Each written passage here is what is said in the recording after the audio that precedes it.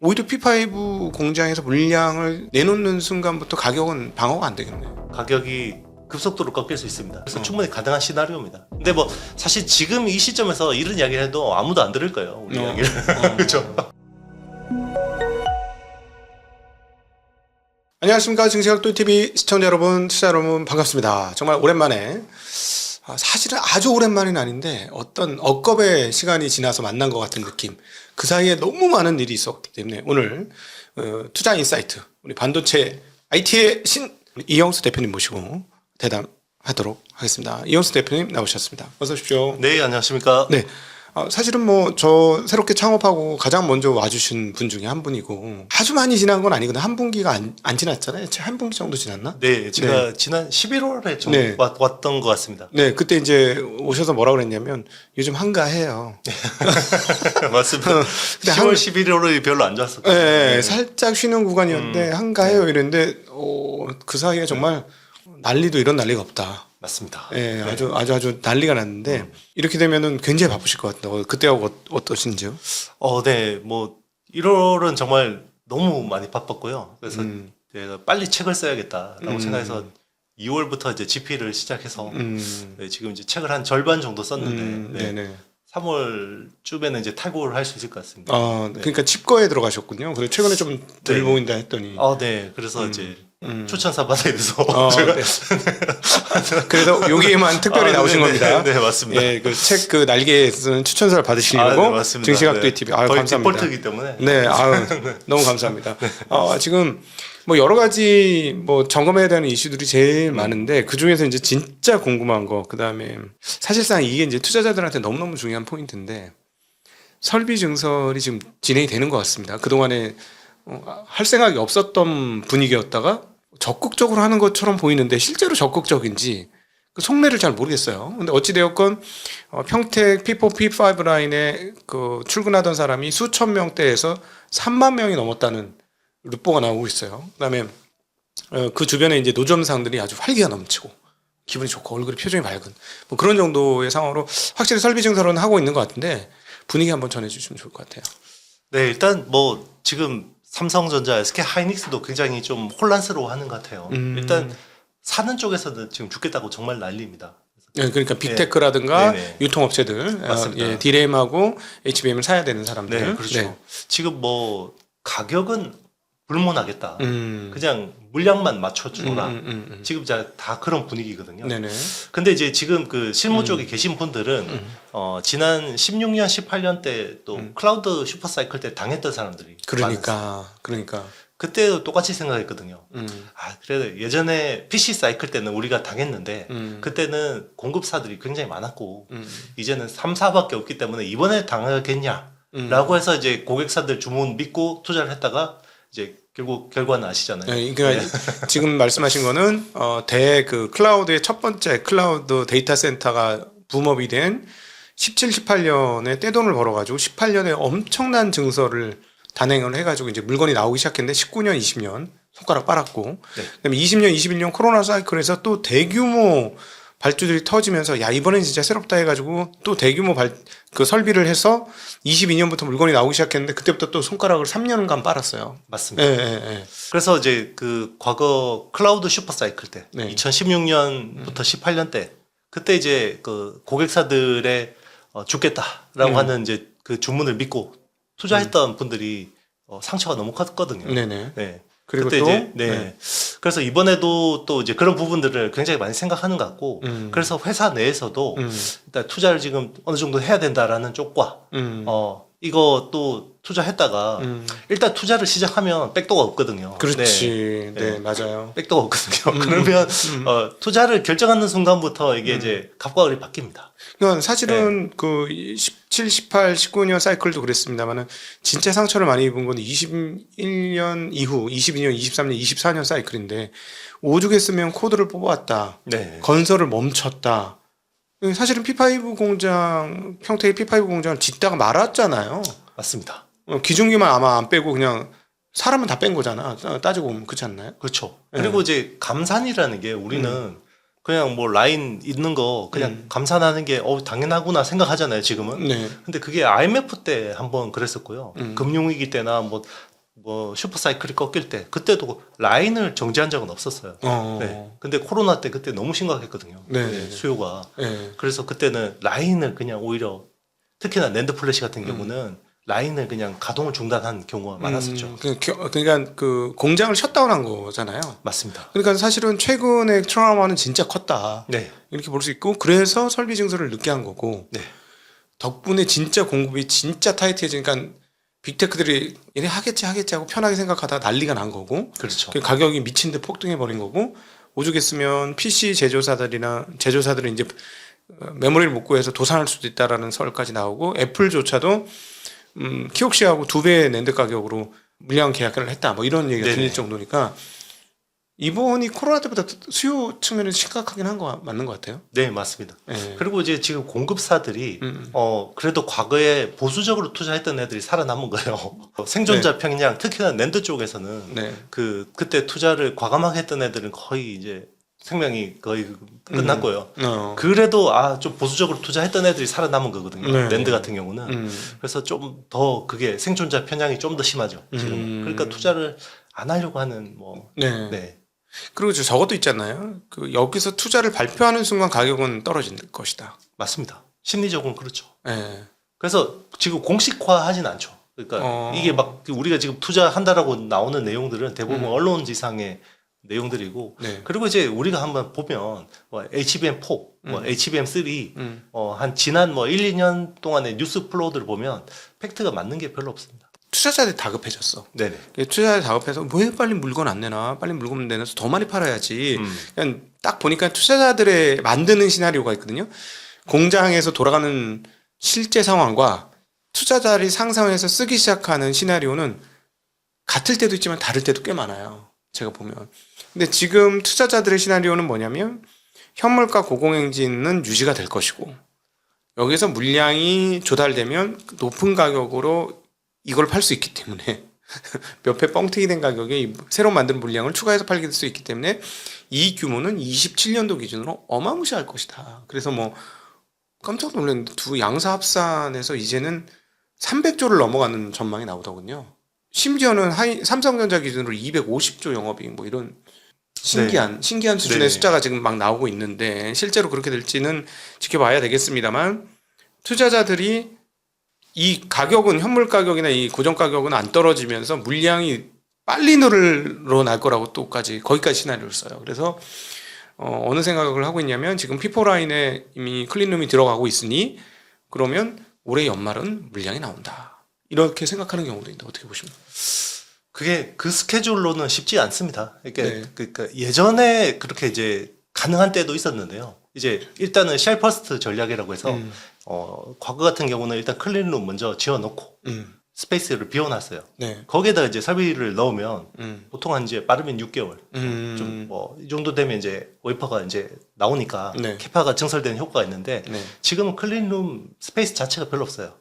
삼성이 그다음에 이제 P4가 조금 이제 유유 공간이 있었는데 네. 거기도 이제 거의 다 찼고요. 그래서 지금 우리가 투자한다라고 하는 거는 이제 공장 터 파고 이제 건물 짓고 있는 거거든요.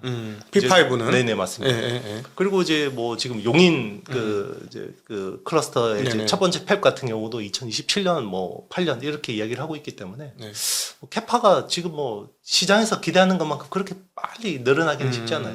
근데 이제 이게 소부장 투자 전략 입장에서는 일단 네. 인프라 장비 수준은 나옵니다. 왜냐면 이제 인프라 장비 같은 경우는 거기 클린룸 설비라든지 아니면 화학약품 공급 장치라든지 아니면 진공 펌프, 스크러버 이런 쪽은 이제 건물을 지을 때 들어가는 장비들이고요. 네네. 우리가 지금 막 요즘에 주가가 좋은 것들은 거기 들어가는 생산 설비거든요. 네. 클린룸에 들어가는 장비다 뭐 이런 것들 맞습니다. 이제 말씀하시는 거죠? 클린룸이 셋업되고 이제 건물 다 지어지고 이제 거기 안에 들어가는 생산 설비들인데 거기는 아마 내년 정도 돼야지 이제 뭔가 본격적으로 수주가 나오지 않을까. 올 연말 빨라도 올 말 내년 정도 돼야 될 것 같습니다. 그럼 P4는 이제 더 이상 설비 증설을 해봐야 크게 안 늘어난다? 테크 마이그레이션 수요는 또 있죠. 네. 그러니까 이제 기존에 있던 구형 라인들을 신공정으로 이제 전환하는 수요는 있습니다. 예를 들자면 네. 뭐 DDR5 HBM을 위한 DDR5 라인으로 네네. 전환한다던가, 그렇죠. 혹시나 남아있을 DDR4가 있으면 그걸 DDR5로 전환한다던가, 맞습니다. 뭐 이런 얘기가 되겠죠. 그렇죠. 네. 기존에 이제 DDR4 같은 경우는 이제 단종을 해야 되잖아요. 근데 이제 최근에 이야기 나오는 거는 DDR4 단종하지 마. 내가 살게. 이거는 환불도 안 되고 주문 취소도 안 되는 그런 식의 옵션 계약을 넣어서 네. 이제 그런 식으로 하니까 그게 또 테크 마이그레이션 해야 되는데 이제 그게 또 지연되고 이런 이슈들도 있습니다. 그러니까 그렇구나. 지금 공급이 굉장히 많이 꼬여 있어요. 여러분들이 생각하는 것보다 굉장히 많이 꼬여 있고요. 네. 그리고 이제 지금 그 공급사들이 지금 되게 헷갈리는 부분이 주문이 100이라고 들어오는데요. 이게 이제 100이라는 주문이 다 진짜 주문이냐 아니면 이중 부킹, 트리플 부킹이냐 여기에 대해서도 굉장히 많은 고민이 많거든요. 그렇죠. 네. 그 결국은 그 경험치를 22년, 23년, 24년 했을 거고 분명히. 그렇죠. 그다음에 17, 18, 19년에 분명히 했을 거라는 얘기지. 그렇죠. 그거를. 그러니까 분명히 살게 해놓고 죄송해요. 계약금은 그냥 갖고 가세요. 이렇게 될 수 있는 거잖아요. 그렇죠. 오더컷이라고 하죠. 예, 예. 근데 그렇다고 해서 제가 이제 업계 그 고위직 분하고 한번 관련해서 좀 얘기를 들어봤더니 오더컷을 한다고 그럼 그 사람들하고 다음에 거래를 안 할 거야? 그러면 오더컷하고 거래를 끊을 수 있으면 그다음부터는 약간 갑질을 할 수 있지만 절대 그렇게 안 된다. 그렇죠. 또 거래해야 된다. 어쩔 수 없이. 맞아요. 네. 그러니까 오더컷을 한 대상이 하이퍼 스케일러들이죠. 그러니까 미어도 다시 봐야 되죠. 그러니까 애플, AWS 뭐 이런 네. 애들이 그 주문 넣었다. 미안해. 대신에 계약금은 가져. 뭐 이러고 끝난다고 해서 그다음에 이씨 너 지난번에 그거 있잖아. 다시는 안 해. 이게 안 되는 거잖아. 안 되죠. 걔네들 아니면 팔 데가 없는 거니까. 맞습니다. 그러니까요. 좀 이렇게 골 때리는 거예요. 맞아요. 그러면 여기서 이제 우리가 이제 함수를 한번 만들어 봐야 되는 건데 공급이 늦어져서 현물가가 안 떨어져서 이 정말 골디락스의 상황들을 유지를 할 거냐.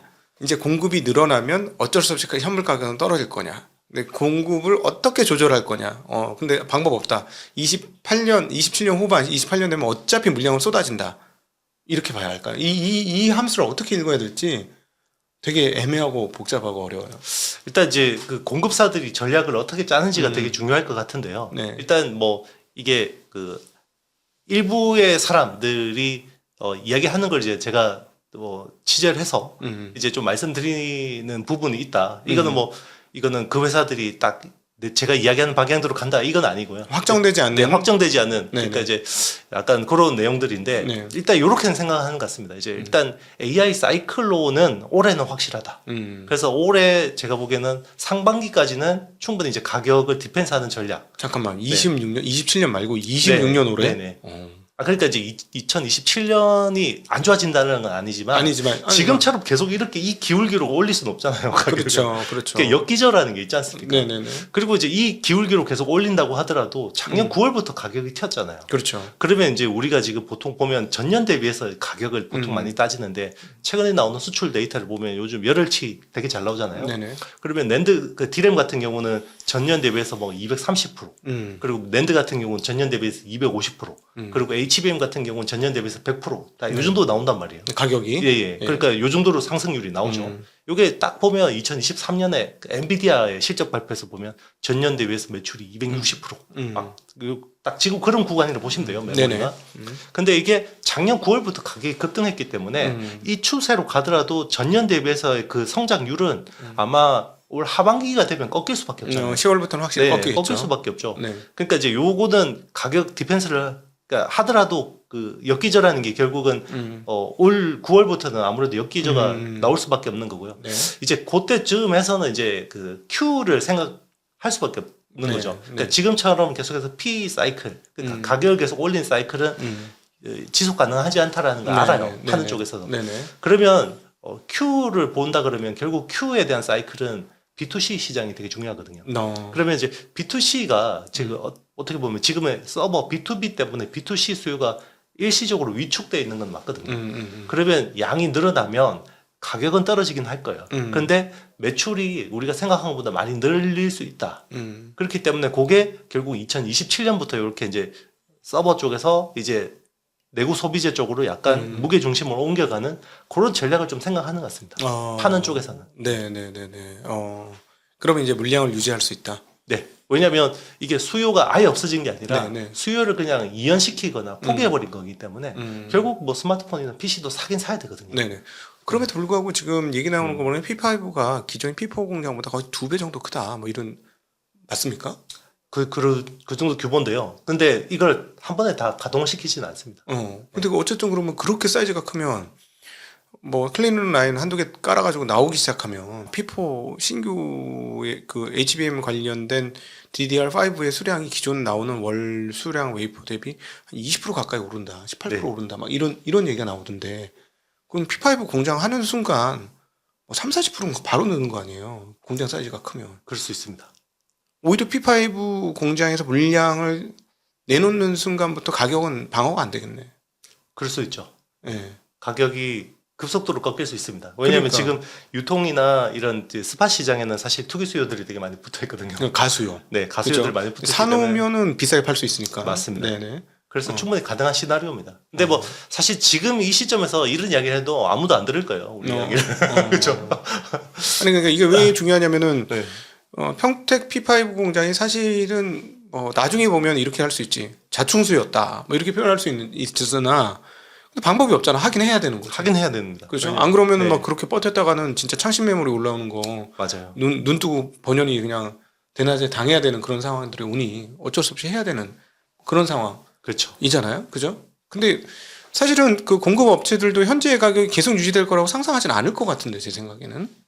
그렇죠. 지속 가능하지 않으니까 일단은 올해까지는 좀 끌고 가보자라고 하는 생각들이 많은 것 같습니다. 그러니까 올해까지는 될 것 같다. 왜냐하면 올해까지는 철저한 이제 공급자 우위가 네. 유지될 수 있을 것 같다. 그 힘의 축이 약간 약간 이제 무너진다기보다는 이제 약간 이제 그 무기 중심에 옮겨가는 그 시점이 올해 말 아니면 올 뭐 4분기 내년 초쯤. 네. 이 아닐까. 그때부터는 이제 P에서 Q로 넘어가는 사이클이 될 거라고 보고 있습니다. 근데 이제 우리가 이제 옆에서 이제 그 IT의 거물들이 움직이는 걸 보면 일론 머스크도 자기가 직접 무슨 뭐 칩 회사를 만들어야 되겠다는 둥.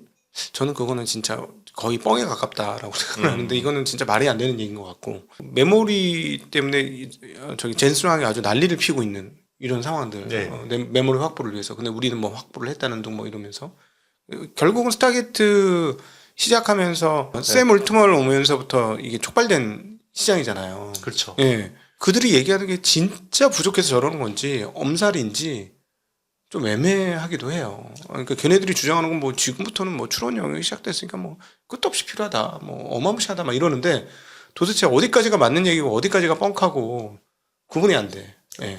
진짜 부족하기는 한 것 같습니다. 예. 예.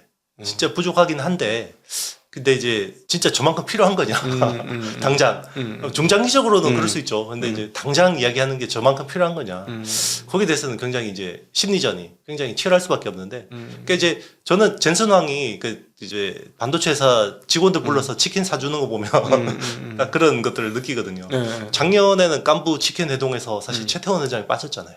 그렇죠. 뭐 에이펙 행사 때문에 빠졌다고 하지만 사실 뭐 잠시 시간 내려면 내죠. 중요한 그쵸. 고객인데 네, 그쵸. 그때는 SK 하이닉스가 빠졌었고 이제 삼성 이재용 회장이 왔잖아요. 네네. 그리고 그때부터 계속 뭐 삼성에 대해서 굉장히 좋은 이야기를 많이 하던데 네네네. 최근에 들어서는 또 하이닉스 직원들 불러서 또 사주잖아요. 그러면 이제 삼성이 본인이 생각한 대로 뭔가 안 움직여 주는구나. 약간 좀 그런 생각이 들었어요. 그러니까 이제 계속 젠슨왕 입장에서는 삼성하고 하이닉스하고 계속해서 이제 경쟁을 붙여서 이제 HBM에 대해서 뭔가 이제 공급이 원활하게 되는 걸 원하는데 이 파는 쪽에서 만드는 쪽에서 좀 잘 안 따라와 주는구나. 좀 그런 생각이 들어요. 네. 자, 그러면 이제 오늘 저희가 한 얘기를 통해서 이제 투자자분들이 자기만의 요리를 하셔야 됩니다. 지금 현재 상황들에 대해서 설비 증설의 방향성은 어떻게 되고 수요는 어떻게 되는지에 대한 이야기를 드렸고요. 보유 편향이 세면 여기에다 강력한 레시피를 넣는 거죠. 수요가 폭발했고 공급이 없어서 계속 고공행진할 거야. 이렇게 해석하실 수도 있고요. 이제 그러면은 한 2008년대 되면 공급이 늘어나니까 실제로 이제 현물가가 좀 빠지면서 뭐 총 매출과 이익은 늘어날 수 있을지 모르겠지만 마진율은 좀 빠지겠군. 뭐 이렇게 또 레시피를 쓰실 수도 있고. 뭐 다양하게 그러면 주가는 언제 어떻게 될 건가? 또 다양하게 하실 수 있어요. 이거는 개인들의 영역입니다. 그렇죠. 이게 딱 네. 깔끔하게 제가 이제 결론 내서 말씀드릴 수 있으면 좋겠는데 네. 이게 결론 낼 수 없는 이야기잖아요. 그렇죠. 그러니까 여기 뭐 삼성이나 하이닉스 내에서도 굉장히 전략이나 이런 쪽 담당하시는 분들이 굉장히 많은데 머리 네. 좋으신 분들이 거기서도 결론이 안 나는 이야기거든요. 네. 그래서 그냥 이제 만약에 올해까지 가격으로 만약에 그 메모리 가격으로 드라이브를 건다 그러면 적어도 상반기 뭐 3분기까지는 이게 삼성이나 하이닉스 쪽에서 업사이드가 있구나라고 네. 볼 수 있는 거고 이제 소부장 쪽은 당장 숫자는 안 나오겠죠. 네네. 내년이나 이제 돼야지 특히나 이제 인프라 장비 같은 경우 하반기부터 수주가 나오니까 뭐 지금부터 어느 정도 그게 되겠지만 또 이게 또 급하게 땡겨온 부분들이 있다는 말이죠. 지금은 이제 그런 것들도 또 감안해야 되죠. 지금 말씀드린 거 잠깐 무슨 말인지 정리를 좀 해드릴 필요가 있을 것 같아요. 일반 반도체 아직 그 초입에 오신 분들 입장에서 인프라 투자 장비라는 거는 쉽게 얘기하면 클린룸과 그 주변 관련된 장비니까 일종의 소위 말해서 장비라고 표현하시면 될 거고, 그 다음에 그 또 하나 포인트는 뭐냐면 장비를 연락에 돌려가지고 수량을 막 찍어내려면 거기에 필요한 소재들이 또 있습니다. 그거는 이제 또 소재단 부품이니까 그 부품 업체들은 또 다른 부품 업체들인 거예요. 근데 지금 현재 말씀하신 바에 의하면 현재와 같은 가격 정책에서는 Q를 늘리는 가동률이 추가적으로 확보하기는 매우 어렵다. 그러면 사실은 소재 주식은 지금 오를 때가 아니다라는 얘기가 되는 거고, 근데 지금 장비는 지금 조금 들어가고 있는 것 같다. 뭐 이런 정도로 지금 말씀하신 거 정리해 볼 수 있으니까.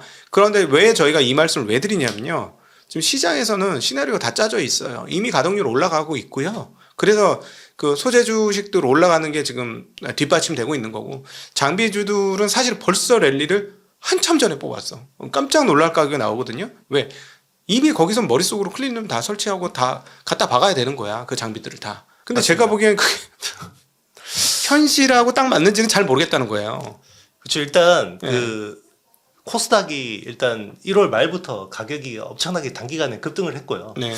그리고 이제 그 중에서 그나마 코스닥에서 숫자가 나오는 게 반도체 소부장 쪽이거든요. 네네. 전체 비중에서 그래도 한 20에서 25% 정도 네네. 되는 상황이기 때문에 일단 가격이 올라가니까 여기에 맞게 이제 논리들을 펀더멘탈 논리들을 뒤늦게 만들어주는 느낌. 네네. 약간 그런 게 있습니다. 펀더멘탈리스트들은 이제 딱 불편한 지점이 이거거든요. 그러니까 지속 가능하냐. 네. 네.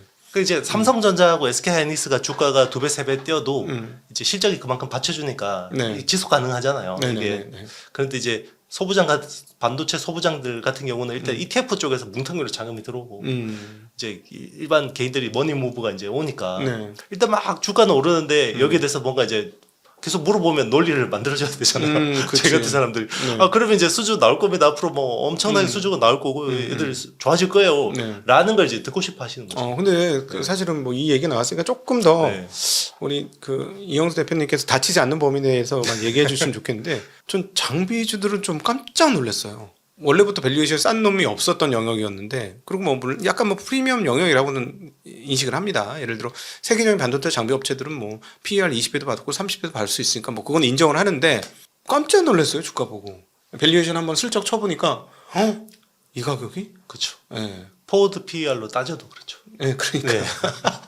포워드 PER로 따져도 이제 글로벌 어플라이드 머티리얼스나 그러니까. 램 리서치나 어. 텔이나 어드반테스트 대비해서 뭐 프리미엄 2배 이상 받고 있는 애들이 적지 않습니다. 그러니까요. 진짜 깜짝 놀랐어요. 진짜 깜짝 놀래요.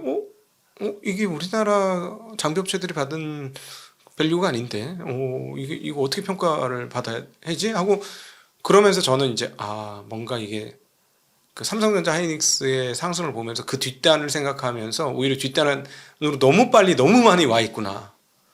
그쵸. 이 생각을 지울 수가 없더라고요. 그래서 이제 코스닥이 참 어려운 것 같아요. 네. 코스닥 숫자 보고 투자하면 네. 근데 이제 이게 바뀌어야 되는데 네. 예, 그래도 코스닥에서 숫자 나오는 게 반도체 소부장이란 말이에요. 그렇죠, 예, 그렇죠. 왜냐하면 바이오에서 숫자가 나옵니까? 그쵸. 뭐 2차 전지에서 나옵니까? 그렇죠, 뭐 그렇죠. 휴머노이드에서 나옵니까? 그럼요. 그쪽은 정말 안드로메다. 네. 로봇은 정말 안드로메다죠. 네. 네. 그런다면 숫자가 나오는 쪽인데 이제 이게 밸류에이션으로 이제 말이 안 되니까. 그러니까 실제로 보면 지금 향후 12개월 실적 기준으로 보면 삼성전자하고 SK 하이닉스의 PER은 7배 그렇죠, 정도. 그렇죠. 비싸지 않죠. 네. 7배 정도밖에 안 나오거든요. 네. 그런데 사실 두 회사 빼고 우리나라 전체 시장 밸류를 따지면 지금 15배예요. 그렇죠. 그럼 삼성전자하고 하이닉스보다 우리나라 시장이 2배 밸류를 받는 게 맞냐? 네. 이게 좀 이제 근데 이제 뭐 항상 뭐 시장이 잘못됐다라고 하는 건 무의미하니까. 근데 이거는 코스피 네. 얘기고요. 코스닥으로 네. 가면 훨씬 더해요. 더 하죠. 훨씬 네. 더해. 한 30배가 넘을 거예요. 맞습니다. 지금. 아마 그렇죠. 그러니까 이제 펀더멘탈을 따지는 사람들 입장에서 불편한 네. 수밖에 없죠. 그런데 이게 저는 그렇게 생각해요. 올해 제가 이제 계속 이제 출연하면서도 말씀드린 게 저는 올해가 결국 버블로 넘어가는 장이라고 생각했거든요. 근데 그 버블이 코스닥에서 좀 더 빨리 이제 불이 붙은 것 같아요. 네네네. 그래서 버블이 올 때는 사실 이런 거 따지는 게 무의미하지 않나. 00년도, 네. 00년도의 버블, 그다음 9900에 이어지는 그 버블에서는 이성적인 사람이 돈을 못 벌었어요. 그렇죠. 딱 지금 코스닥을 지금 보는 시점이 네. 딱 그런 네. 때가 아닐까. 예, 이성적인 사람들이 뭐 그쯤 되면 이제 워렌 버핏 같은 경우는 이제 인정을 받은 대내외적으로 완전히 인정을 받았던 입장인데 그때 워렌 버핏이 한물 갔다라는 얘기를 들었습니다. 네. IT 주식 투자를 안 해가지고 IT도 알지도 못하고 뭐 한물 간 영감탱이 뭐 이런 취급을 받다가 2000년 후반 21년도에 대폭락을 맞이하면서 2002년. 네. 22년까지 대폭락을 맞이하면서 네. 그때 이제 진정한 워렌 버핏이 이제 투자계의 스승과 그 어떤 구루로 그때 완벽하게 등장을 하게 되는 거지. 아, 이런 게 있었구나. 이래서 투자를 안 했구나. 이러면서 이제 90% 깨먹고 나니까 막 깨먹은 사람들이 난리가 난 거지. 저 사람 하나도 안 깨졌네. 이러면서 별로 안 깨졌네. 네. 그렇죠. 먹은 게 없으니. 네, 그렇죠. 먹은 게 네. 없었으니까. 네. 우리 반도체의 그 현재 수급 상황과 그다음에 설비 증설 상황과 그리고 이 두 가지가 연계되었을 때 주식시장에서 어떤 영향을 발휘할지에 대한 고민을 한번 해봤습니다. 저희는 이번 대담은 답을 드린 건 아니고요. 왜냐하면 답이 없어요. 제가 보기에는 삼성전자 임원도 모를 것 같아요. 이 부분을 정확히는. 제가 그러면 답은 못 드리지만 투자하는데 좀 힌트는 드릴 네. 수 있을 것 같은데요. 일단 당분간은 그 메모리 가격 ASP를 계속 보셔야 돼요. 네. 그러니까 ASP라고 하면 이제 판매 가격인데 그거보다 좀 더 빠른 데이터가 있습니다. 우리나라 수출 데이터요. 네. 그러니까 우리나라 수출 데이터가 열흘마다 나오거든요. 그렇죠. 그러니까 열흘마다 나오는데 이게 디램하고 낸드하고 MCP라고 해서 딱 분류가 돼서 나와요. 네. 그게 전년 대비해서 증가율이 어떻게 되는지 보세요. 그러니까 계속해서 200%대 나오는지 이게 100%대 아니면 100%대 밑으로 내려가는지 네. 그게 제가 보기에는 요 당분간은 어떤 주식 투자 심리하고는 제일 요게 직결되지 않을까. 전월 대비만 봐도 되겠네요. 그러면 전월 대비로. 전월 대비보다는 전년 대비로 이제 데이터가 전년 대비해서. 근데 왜 전월 대비 안 보고 전년 대비를 보는지는 모르겠지만 어쨌든 대다수 데이터를 보시는 분들이 전년 대비 YOY를 보통 중요하게 그래요? 보시니까. 제 생각에는 이거는 네. 전월 대비 봐야 되는데 만약 수량이 동일하다면 네네. 전월 대비 보면 이 가격이 더 이상 올라가는지 안 올라가는지 바로 알 수 있잖아요. 전년 대비로는 말씀하신 대로 7월 달까지 열려 있으니까 무조건 100% 이상 갈 수 있는 건데 전기 또는 전월 대비로 보면 올라간지 않는지 바로 보니까 만약에 전월 대비로 2개월 연속 못 올라간다. 그럼 이제 가격이 피크를 찍은 거니 확실히 찍은 거니까. 뭐 그것도 중요한 지표가 될 수 있을 것 같습니다. 예. 뭐 그렇게 보는 것도 방법일 것 같습니다. 자, 일단 오늘 1부에서는 반도체 시장 어떻게 봐야 되는지에 대한 한번 고민을 한번 담아보는 시간이었습니다. 여러분에게 도움이 되는 시간이었기를 바랍니다. 자, 이제 2부로 넘어가서요. 이제 AI 관련해서 지금 논란이 진짜 엄청 많은데 이제 패가 이제 갈라지기 시작합니다. 마이클 버리 같은 이제 완전히 그 쇼패팅 쪽으로 넘어가는 이제는 이거는 과잉이다라고 보는 사람들과 실제로 현장에서 나타나는 어마무시한 그 캐펙스 올해 기준으로 빅테크들의 AI 캐펙스가 지금 7천억 달러를 넘는다. 네. 이런 상황인데 이게 좀 굉장히 무리스러워 보이는 이런 상황인데 엔지니어들은 그렇게 달릴 수밖에 없을 것 같고 현장에서 느끼시는 AI의 뭐 어떤 적응, 그다음에 AI의 현실화, 그다음 상품화, 사용성 이런 거 어떻게 생각하실지도 좀 궁금합니다. 일단 누가 죽을 때까지는 랠리를 멈출 수는 없을 것 같아요. 네. 그러니까 이제 사실 하이퍼스케일러들이 7천억 달러면 네. 이게 이제 자기네들 프리캐시 플로우로는 감당이 안 되긴 하거든요. 그러니까. 그래서 작년 하반기부터는 일단 이제 부채를 발행하기 시작했고요. 그러니까요. 이제 여기서 저는 이제 뭔가 미국 정부 차원에서의 어떤 그 지원이 나올 거라고 생각합니다. 일단 OBBA 법안이 이제 통과됐기 때문에 올해 그 재정적인 어떤 지원들이 많이 될 거라고 보고 있고요. 네네. 여기서 사실 또 중요한 건 금리예요. 그러니까 아니 뭐 반도체를 왜 금리로 봐야 되냐? 저는 이번 사이클은 금리를 봐야 된다고 생각합니다. 네네. 실제로 저는 그동안 반도체 사이클을 보면서 계속해서 봤던 게 소비 데이터를 봤거든요. 네네. 왜냐하면 반도체 최종 수요처가 스마트폰이나 PC 같은 가전 같은 내구 소비재이기 때문에 소비 데이터가 결국은 반도체 수요에서 제일 중요했는데 네.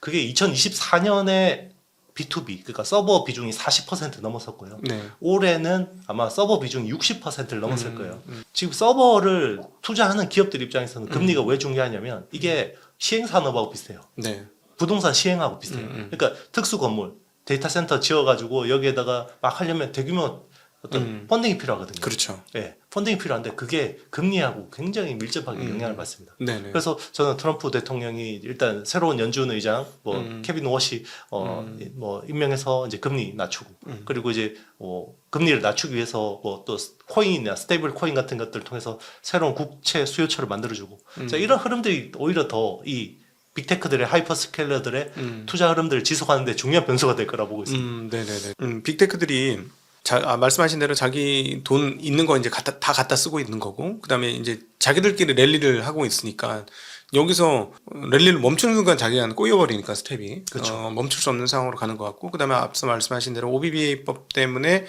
아마 그 법인세는 상당히 줄어들 것 같습니다. 그렇죠. 네, 그래서 뭐 그걸로 이제 일부 또 총알을 마련할 것 같고, 또 그다음에 이렇게 현금 흐름 좋은 애들이니까 채권 발행하기 너무 쉽고, 그렇죠. 잘 팔리고 하니까 그걸로 진행을 하는데, 결국은 이 모든 것들의 기저에는 금리가 있으니 금리가 어느 정도 낮아지는지 되게 중요하다. 그러면 오히려 최근에 이제 미국에서 보면은 고용 관련해서 이런 쪽은 인플레가 가라앉지 않고 있거든요. 그러면 잘못하면은 인플레가 딱 포착되는 순간에 기술주들이 흔들릴 수도 있겠다 맞습니다. 하는 생각이 드네요. 그러니까 이번 사이클은 그렇게 봐야 될 것 같아요. 진짜. 게다가 이제 미국 같은 경우는 네. 2년이나 연속으로 강하게 움직였기 때문에 거의 한 3년 반, 4년째네요. 네, 맞아요. 이렇게 상승을 하는 거는 최장기 사이클이죠. 예, 이렇게 하면 쉽지 않은 것 같아요. 이게 보통 일은 아니고, 리만 사태 터지기 전에 한번 장기 상승 사이클이 있었고, 그다음에 그 닷컴 버블 때 좀 장기 사이클이 있었고 하는데, 지금 여기서 또 장기 사이클을 그린다? 되게 만만치는 않은 거라서 그런 부담은 계속 지고 가야 된다. 네, 라는 그렇죠. 생각이 드네요. 맞아요. 네네. 근데 소프트웨어 업체들이 지금 시청거리고 있잖아요. 네. 혹시 그 에이전트 AI 비슷한 거 써보셨어요? 저는 안 써봐가지고. 네, 저는 아직 맥미니를 못 구해가지고 그 하드웨어가 맥미니에다가 깔면 이제 오픈 클로우를 깔아서 이제 좀 써야 되는데 이게 요즘 맥미니가 품기입니다. 네, 품기라서. 네네네. 왜냐면 그냥 제 컴퓨터에 깔아서 쓰기에는 리스크가 너무 크거든요. 왜냐면 제 금융이나 제 개인 아이디 패스워드 다 공유를 해야 되기 때문에 좀 이제 혹시나 이게 해킹의 리스크도 있고 하니까 예, 그냥은 못 쓰겠더라고요. 예, 근데 이제 맥미니에다가 쓰면 그 안전장치가 되니까. 그렇군요. 그래서 네. 풍기군요. 요즘에. 네, 맞습니다. 근데 어쨌든 이제 저도 간접적으로 써보신 분들한테 이야기 들어보면 굉장히 엄청나다. 네. 엄청나다. 네. 네. 일단 그 전에 에이전트 AI를 우리가 이제 뭐 LLM을 쓰면서 에이전트 AI라고 했던 거하고 차이점은 그 전에는 LLM한테 우리가 이제 그 AI 모델한테 뭘 업무를 시키면 딱 막히는 게 결국은 내가 로그인 쳐서 들어가야 되는데 그리고 내가 거기서 뭐 결제해야 되는데 거기서 딱 막히거든요. 네네. 근데 오픈클로우는 다 해줍니다. 네. 제가 만약에 넷플릭스 아이디하고 패스워드를 공유하면 얘가 거기 로그인해서 제가 요즘에 뜨는 드라마 중에서 볼만한 스페인어권 드라마 3개만 골라줘. 그러면 진짜 로그인해서 들어가서 골라주거든요. 네. 그리고 다음 주에 내가 다낭 여행 갈 거니까 이거 제일 싼 거 항공권 알아서 결제까지 해줘. 그럼 해줍니다. 그렇구나. 할 수 있어요. 네. 진짜 비싸네. 네. 근데 이제 리스크가 있죠. 왜냐면 이게 오픈 소스예요. 지금 오픈 클로우라는 게 이게 어떤 회사가 책임지고 서비스를 하는 게 아니라 그냥 이제 오픈 소스처럼 이제 가져가서 이제 만들 수 있는 거거든요. 그러면은 이거를 핸드폰이나 개인 디바이스에 탑재하는 순간 네. 진짜 자비스 비슷해지는 거네. 맞아요. 그 때문에 이제 깜짝 놀란 거고 엔스로픽이라는 회사가 이제 클로우드 네. 이제 서비스를 하잖아요. 네. 클로우드에서 이제 코웍이라는 걸 이제 공개를 했는데 지난 1월에 공개를 했는데 네. 그동안 우리가 생각하는 거는 LLM이라는 이 파운데이션 모델이 있으면 얘한테 API를 받아와서 우리가 좋은 데이터를 특수한 우리 뭐 좀 폐쇄적인 데이터들 넣어가지고 이걸 가지고 애플리케이션을 개발하겠다라고 이제 이야기를 생각을 했었잖아요. 그렇죠. 근데 그거를 그냥 플러그인이라는 서비스가 있습니다. 그래서 법률이나 재무나 마케팅 같은 이런 전문적이고 어떤 폐쇄적인 데이터가 필요한 영역 있잖아요. 거기에 플러그인 서비스를 하면 그냥 구현이 돼버리니까 애플리케이션 개발할 필요가 없는 거죠. 그러니까 이게 파괴적인 혁신. 아니 근데 진짜 저도 다른 건 모르는데 저는 LLM으로 지금 쓰고 있는 건데 그 재무 관련된 그 숫자 계산 이렇게 딱 해서 해보라고 하면 진짜 빨라. 정확해. 그래서 한 번은 얘가 계산을 잘못한 것 같아요. 그래가지고 음. 내가 할로시에이션 났네 이러고 막 해봤더니 왜 그렇게 계산법을 쫙 보여주는데 역시 내가 산수를 잘 못하는구나. 그걸 알았어. 내가 틀린 거야. 내 계산을 잘못한 거야. 그래가지고 그건 너무 정확한 거예요. 그럼 이렇게 되면은 야 진짜 잘못하면은 상당히 많은 단순 그 사무직 네. 이 진짜 어렵겠다. 그게 단순 사무직들이 일자리 없어지는 거는 이제 그동안에도 있어 왔던 일인데 네. 이번에 왜 소프트웨어 기업들이 타격을 보냐면 그러니까 소프트웨어 애저 서비스라고 이제 세스 서비스를 공급하는 회사들은 보통 두당 가격을 따지잖아요. 만약에 우리 매트릭스 투자자문에 만약에 하면 뭐 여기 인력 몇 명이니까 여기 대해서 뭐 10명에 대해서 얼마 맞아. 자, 이런 식으로 과금하잖아요. 네네. 근데 이제는 AI가 SS한테 API로 땡겨서 쓰는 거거든요.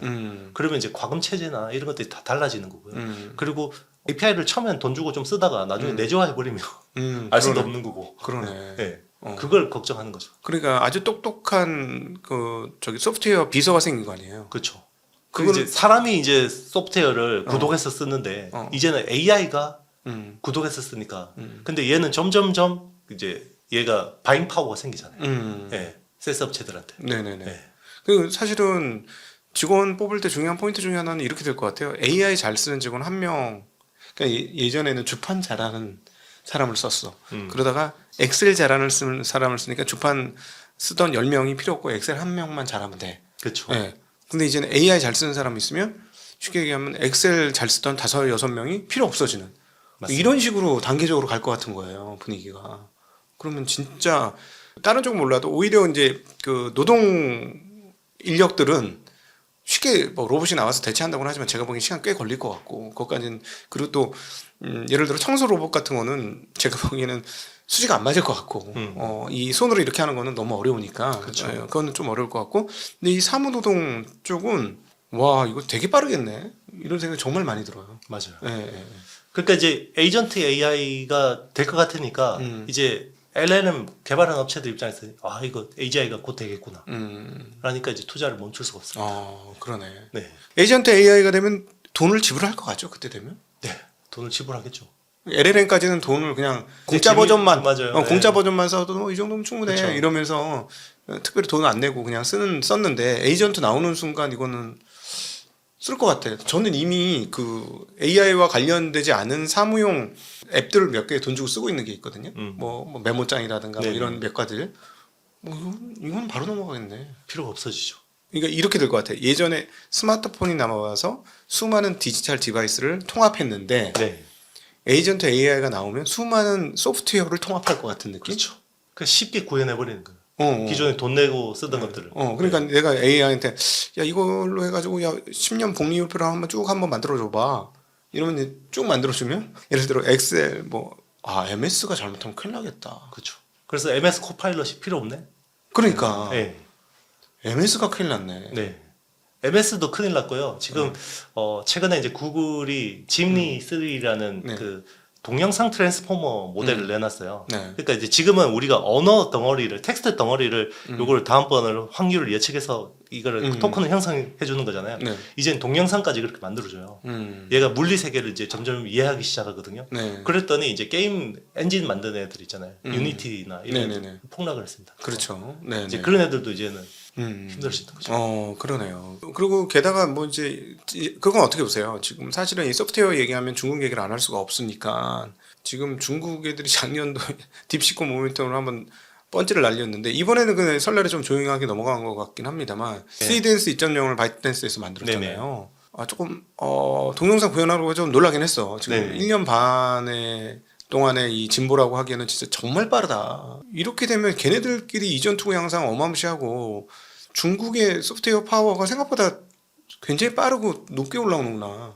그런 생각 많이 드는데. 맞아요. 네. 그러니까 일단은 데이터, 저작권 이런 데서 좀 자유로운 게 사실 이게 이제 힘을 발휘하고 있는 건데. 네네. 근데 이제 딱 막히는 게 걔들도 결국 컴피티브 파워거든요.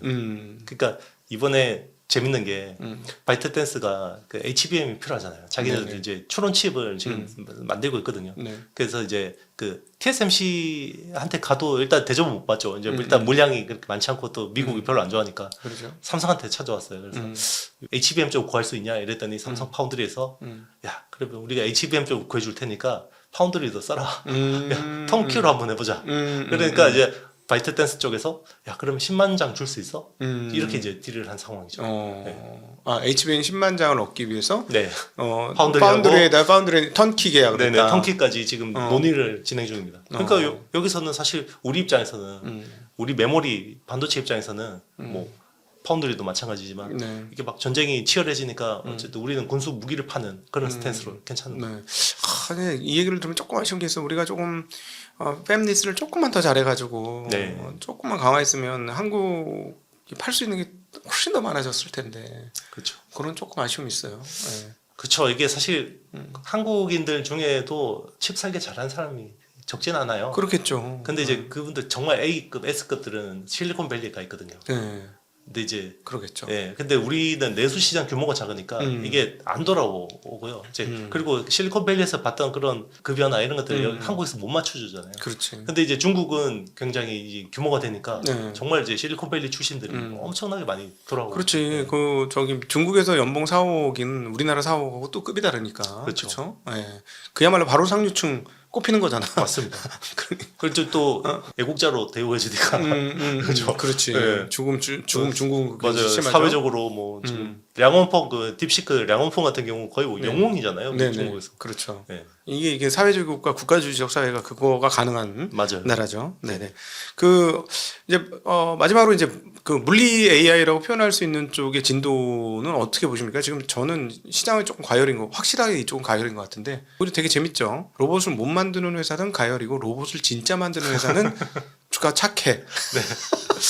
착한 회사 알 것 같은데. 네. 네. 근데 뭐 덤블링도 하고 아주 난리가 났어요. 네. 근데도 주가 반응은 없어. 그 그쵸. 회사는 좀 굉장히 아이러니한 상황들이. 그렇죠. 그러니까 이제 단기에 많이 벌고 싶은 사람들이 많은 거죠. 진짜 여기 뭐 산업에 투자한다기보다는 당장 벌고 싶은 게 많은 거죠. 그렇죠. 사실은 거기서 정말 뭐 H모 로봇 같은 회사들은 보니까 정말 기가 차더라고요. 네. 그렇죠. 옛날에 저기 냉각캔 생각이 나더라고. 우리 2000년도에 그 냉각캔 따면 바로 냉각이 됩니다. 이래가지고 그걸로 주가가 몇십 배 간 때가 있었거든요. 어떤 그런 느낌을 요즘 로봇 관련된 기업들 주가 상승을 보면서 그런 걸 좀 느껴요. 네. LG전자 시총을 넘어섰죠. 네, 이건 참 기가 막힌 일인데 뭐 LG전자가 대단히 잘한다는 것도 아니지만 아니지만 그래도 벌고 있는 돈이 있는 회사인데. 그렇죠. 그러니까 그럼에도 불구하고 AI가 로봇으로 이전되는 거는 그렇게 된다고 보는 게 맞겠죠? 일단 뭐 피지컬 AI는 생각보다 속도가 빠를 거라고 생각합니다. 그리고 피지컬 AI가 이제 되는 영역부터는 우리나라가 또 수혜를 굉장히 많이 볼 수 있다는 것도 분명한 것 같고요. 근데 거기에 대한 어떤 그 가격 반영들이 좀 이제 시장에 좀 왜곡돼서 반영되고 있다라는 것도 분명한 것 같습니다. 네네. 근데 그 AI가 로봇에 장착이 되면 우리가 만화나 영화에서 보던 그런 로봇 비슷한 쪽으로 간다 이렇게 볼 수 있을까요? 일단 제조 현장에서는 잘 적용이 될 것 같아요. 그게 중요하죠. 사실 그게 돈 되는지 영역이니까. 그렇죠. 네. 이제 제조 현장에서는 많이 적용이 될 것 같고 그리고 다행스럽게 어쨌든 그 지금 글로벌리 봤을 때 제일 중요한 회사가 엔비디아하고 테슬라인데 두 회사 다 어쨌든 한국을 굉장히 중요한 파트너로 생각하는 건 분명한 것 같고요.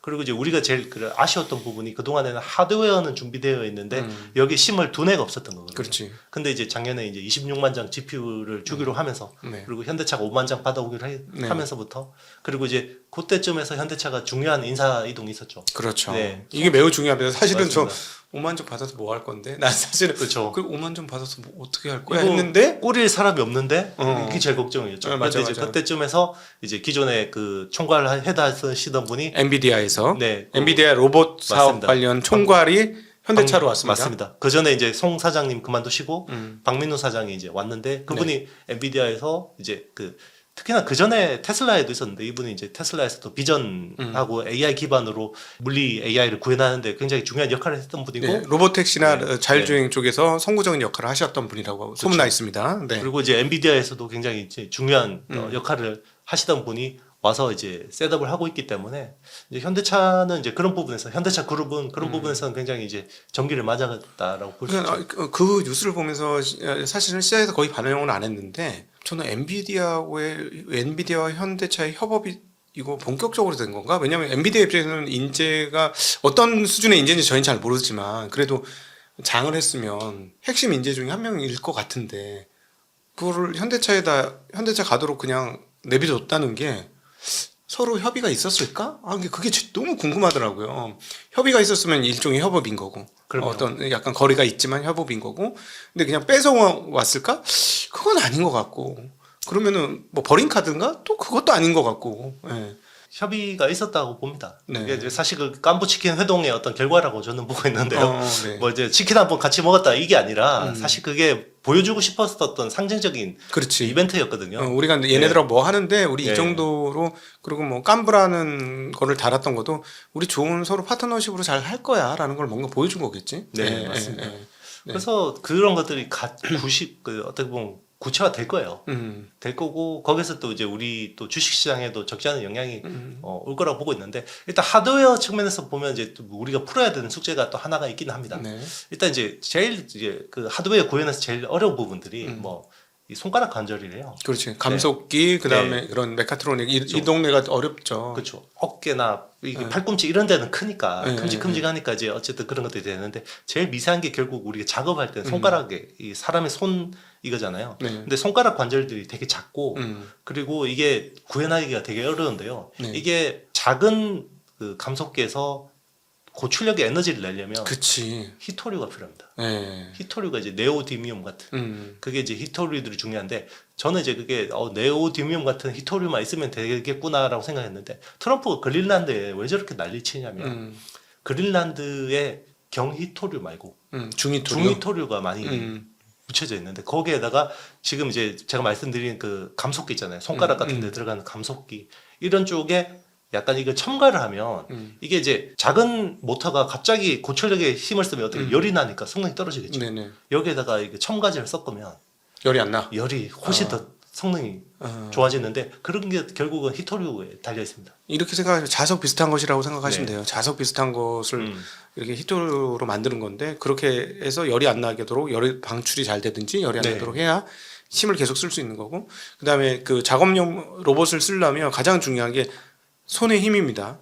손이 몇 파운드를 들어서 이 작업을 할 수 있느냐인데 뭐 참고로 이 중국 그 로봇이 춤을 계속 추거든요. 무술을 하고 그게 안 돼서 그런 거예요. 맞아요. 작업을 하려면 일단 물건 들어야 되잖아요. 네네. 물건 들고 뭔가 이렇게 일을 해야 되는데 얘들이 그게 안 돼요. 네. 그리고 그게 사실은 그러면 물리 어떤 데이터들이 필요한데 중국이 자율주행 데이터는 있는데 왜 로봇 데이터가 없어? 이렇게 생각할 수 있는데 자율주행 데이터를 막 땡겨올 때는요. 그때는 세계가 평평할 때였어요. 네. 그때는 미국에서 데이터 이렇게 크롤링해서 가져오는데 문제가 없었는데 로봇이 막 뭔가 발발하기 시작한 건 둘이 이미 패권 전쟁일 때였기 때문에 그 휴머노이드에 대한 데이터셋을 못 가져왔어요. 네.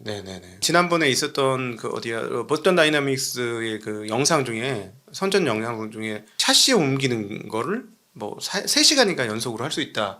뭐 이게 나왔었잖아요. 일정 기간 동안 이걸 몇 파운드 뭐 30 lbs인가를 계속 왔다 갔다 할 수 있다. 이게 그냥 그러려니 하고 일반인들은 그냥 그러려 봤는데 이게 업자들이 보기에는 이게 대단한 일이라는 거죠. 그렇죠. 네. 맞아요. 그 출력을 유지를 해서 똑같은 일을 계속하면 이건 진짜 공장 로봇으로 쓸 수 있겠는데 이 상상을 하게 해준 거라서 굉장히 그 의미 있었는데 사실상 별 반응을 안 했습니다. 그렇죠. 하긴 했지만은. 네.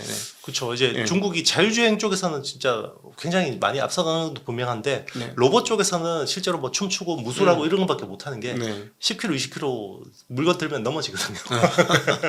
그게 결국 사실 AI 데이터 값이 굉장히 정교하게 들어가야 되는 건데 그게 아직 안 되는 거죠.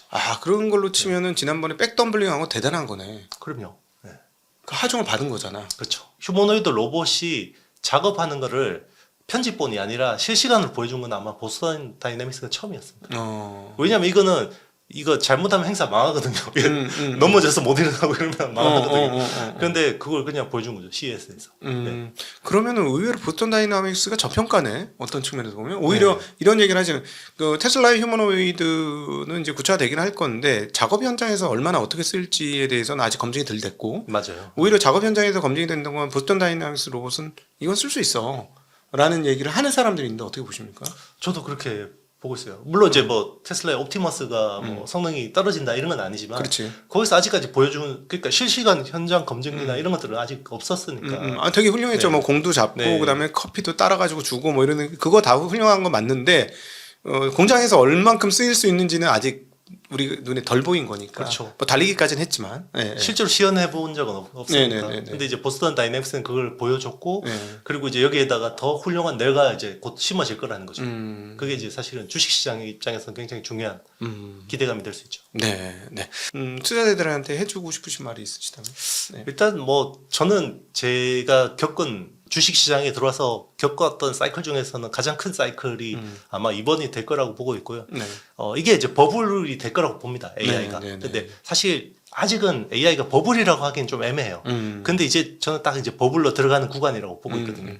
그러면 이제 이게 버블 시대는 어떻게 투자를 해야 되는지 이거에 대해서 요즘에 되게 고민이 많아요. 그래서 그 닷컴 버블 겪으셨던 분들한테 되게 많이 이야기를 듣고 있고요. 그리고 그때 투자를 어떻게 했고 그리고 아주 소수의 위너들이 계시잖아요. 그렇죠. 그분들이 무슨 방법으로 그때 살아남았었는지 그런 것들을 요즘에 열심히 취합해서 책을 쓰고 있습니다. 그래서 그렇구나. 이번에는 아마 제가 AI 시리즈 책을 두 권 썼거든요. 그렇죠. AI 혁명 투자 그리고 AI 텐베거 투자를 썼고 이번에 아마 마지막 시리즈가 아닐까 생각이 드는데 이제 AI 버블 투자 책을 네. 네, 그래서 버블에 대한 굉장히 많은 관심을 가지고 있고 그걸 이제 정리 중입니다. 네. 책이 나오는 즉시 네. 저희 채널에 모셔서 책 이야기를 한번 해보도록 그렇게 하겠습니다. 시간 내주실 거죠? 아, 네. 네. 다음 달 혹시나 뭐 불러주시면 제가 네. 제일 먼저 뭐 다른 외부 채널 중에서 제일 먼저 여기서 네. 말씀드리도록 하겠습니다. 네, 우리 책 나오면 제가 빨리 네. 읽어서 또 요약을 하고 여러분들한테 전달하는 시간 가질 수 있도록 그렇게 하겠습니다. 네, 오늘 귀한 시간 만들어주신 이용수 IT의 신 대표님께 감사드리고요. 함께해 주신 모든 시청자분들께도 감사 인사드리겠습니다. 인사드립니다. 고맙습니다.